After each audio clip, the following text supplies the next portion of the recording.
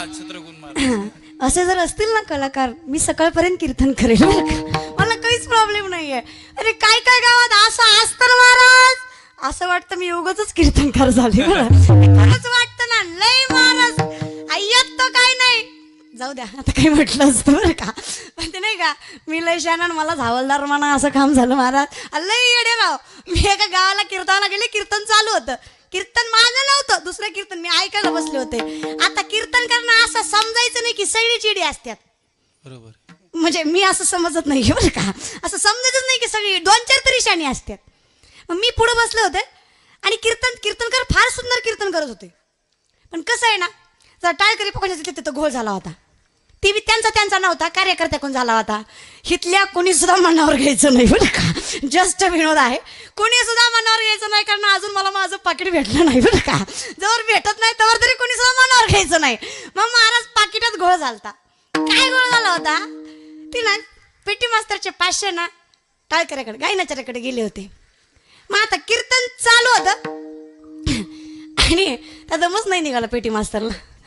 त्यानं गायनाच्याला सांगून चालू केलं, माझे पैसे कवा देतो सांग पखवाजा, माझे पैसे कवा देतो सांग पखवाजा. पखवाजा लय हुशार होता आजच्या वणीच महाराज बरं का. पखवाजा म्हणला दिन तर नाही दिन, दिन तर नाही दिन, दिन तर नाही दिन, दिन तर नाही दिन, दिन तर नाही दिन, दिन तर नाही दिन. आता टाळकरी म्हणले आपण कशाला शांत बसायचंय. त्यांनी ठेकादारला देऊन टाक देऊन टाक देऊन टाक देऊन टाक देऊन टाक देऊन टाक. आता याला म्हणायचं का महाराज बरं का. कीर्तनकार राहिला बाजूलाच राहिला महाराज. कीर्तनकार बाजूलाच राहिला. यांचं चालू होतं. आता कारण असं आहे महाराज, माणसाला याची गरजच नाहीये.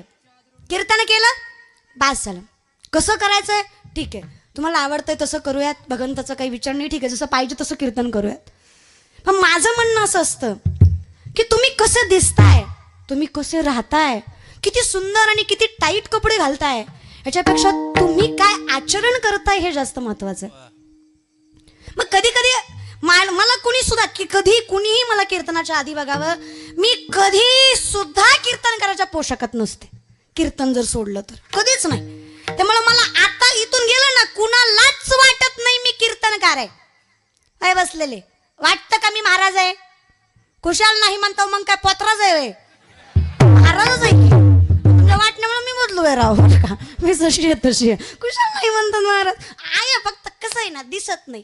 आता मला सांगा, देव दिसत नाही याचा अर्थ नाही असा नाही, आणि संसार सुखाचा दिसतो याचा अर्थ आहे असं नाही. त्याचप्रमाणे माया प्रेम दिसत नाही महाराज, पण ते असतं, फार असतं.